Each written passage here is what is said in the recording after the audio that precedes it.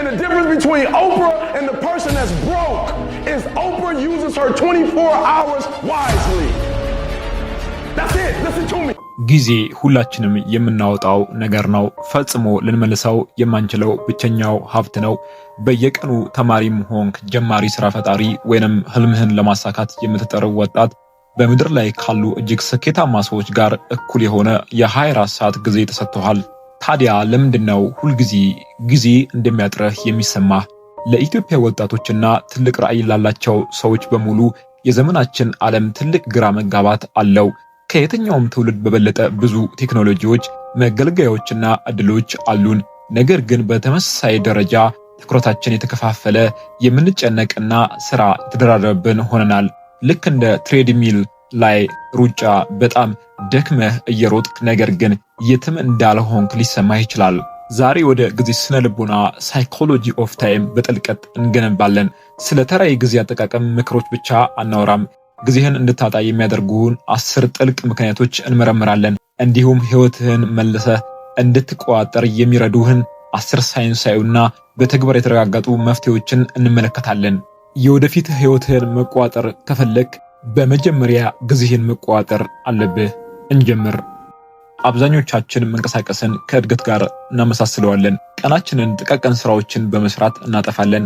ለተራ መልእክቶች ምላሽ በመስጠት ጠረጴዛችንን በማስተካከል ወይም አስፈላጊ ባልሆኑ ስብሰባዎች ላይ በመገኘት ቀኑ ሲያልቅ ክፉኛ እንደክማለን። ነገር ግን ዋና ግባችንን አንድም እርምጃ ወደፊት አልሄድንም። ይህ ስራ የበዛበት መስሎ የመታየት ማሳሳቻ ነው።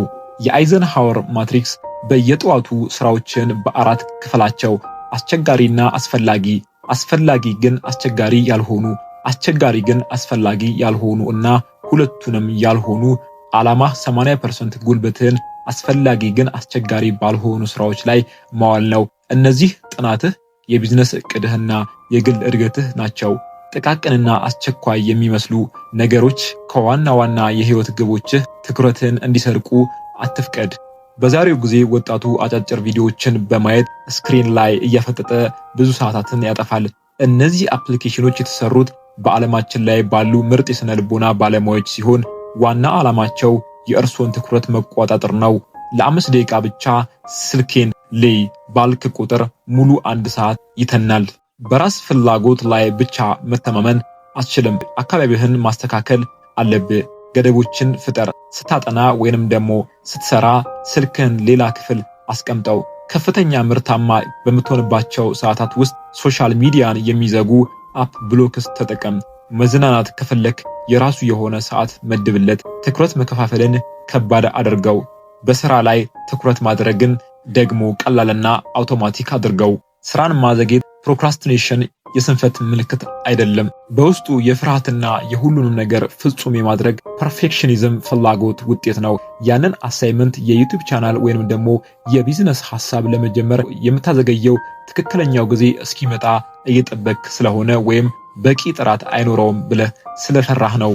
የሚከብድህን ስራ ለ5 ደቂቃ ብቻ ለመስራት ራስህን አሳመን። 1 ፓራግራፍ ብቻ እጽፋለሁ ወይም 1 ገጽ ብቻ አነባለሁ ብለህ ለራስህ ንገረው። በየትኛውም ስራ ላይ በጣም ከባዱ ክፍል ስራውን የመጀመር ሂደቱ ነው። አንዴ ከጀመርክ በኋላ ስሜትህ እየመጣ ይሄድና ያ 5 ደቂቃ በቀላሉ ወደ 1 ሰዓት ጥልቅ ስራ ይቀየራል። በቀን ውስጥ መስራት ያለብህን 20 ነገሮች ስትጽፍ አእምሮህ በጭንቀት ይወጠራል። ሁሉም ነገር ቅድሚያ የሚሰጠው ሲመስል ምንም ነገር ቅድሚያ አይሰጠውም። በመጨረሻም ቀላሉን ስራ መርጠህ ትሰራና ከባዱንና ትልቅ ለውጥ የሚያመጣውን ስራ ቀን መጨረሻ ላይ ጉልበትህ ሲያልቅ ትሰራለህ። ታዲያ መፍትሄው ምንድነው? የ1 የ3 የ5 ህግ ይባላል። የቀን ስራ ዝርዝርህን ገድብ። የግድ ማለቅ ያለበትን 1 ትልቅ ስራ ምረጥ። 3 መካከለኛ ስራዎችንና 5 ጥቃቅን ስራዎችን ጨምር። ያንን አንዱንና ትልቁን ስራ ጠዋት ላይ አእምሮ ሙሉ ጉልበት ላይ እያለ ስራው። እስካሁን ዋሽተውናል። ብዙ ስራዎችን በአንድ ጊዜ መስራት መልቲታስኪንግ የጀግንነት ምልክት አይደለም፣ አእምሮን የሚገድል ልማድ ነው። ከጥናት ወደ ኢሜል ከዚያም ከጓደኛ ጋር ወደ ማውራት ስትዞር አእምሮ የትኩረት መቋጠር አቴንሽን ሬዚዲው ያጋጥመዋል። ትኩረትን ከአንድ ነገር ወደ ሌላ በማዘዋወርህ ብቻ እስከ 40% የሚሆነውን ምርታማነትን ታጣለህ። ትኩረትን ሰብስብ። ዓላማህን ለ25 ደቂቃ ሙላ። በዚህ ጊዜ ውስጥ ከተመደበልህ ስራ ውጪ ምንም ነገር አትስራ።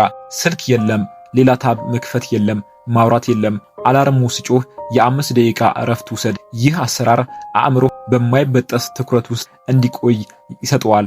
ይህም በዘመናችን ካሉ ትልልቅ ተወዳዳሪነት መፍጠሪያ መንገድ አንዱ ነው።